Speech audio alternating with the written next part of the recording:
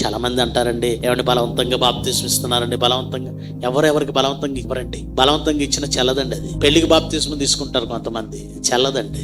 కొంతమంది ఏదో అందరు తీసుకుంటున్నారని తీసుకుంటారండి, అది కూడా చెల్లదండి. బాప్తిస్మం అంటే పరలోక రాజ్యంలో నీ పేరు లిఖించబడ్డం. ఒకవేళ సడన్ గా చనిపోయినా మనం అక్కడ అవకాశం ఉంటుంది మనకి. ఇక్కడ చనిపోయినా పర్వాలేదు, పరలోక రాజ్యంలో చోటు ఉంటుంది. దానికోసం ఈ ప్రయాస. గనుక ఏమండి, ఇక్కడ బాప్తిస్మం తీసుకోవాలంటే మొట్టమొదట వాక్యం వినాలి. విన్నప్పుడు ఆ పరలోకమందున్న తండ్రి, ఆ కుమారుడు, వారి అధికారం ఎందుకు అంగీకరించాలో అర్థమవుతుంది. ఎప్పుడైతే వాక్యం అర్థమైందో అప్పటి వరకు ఉన్న నీ మనస్సు మారిపోవాలి. లోకంలో నీ కోసం బ్రతకాలనుకుంటున్న నువ్వు ఇక నుంచి దేవుని కోసం బ్రతకాలనే నిర్ణయం తీసుకోవాలి. అది మారు మనస్సు.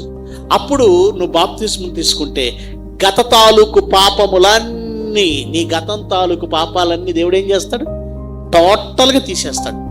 పరిశుద్ధాత్మనిస్తాడు. ఇక్కడ నుంచి క్రొత్త జీవితాన్ని ప్రారంభించు. ఇది బాప్తిస్మం. మాకు తెలియదండి ఇదంతా అని ఎవరైనా అంటారా?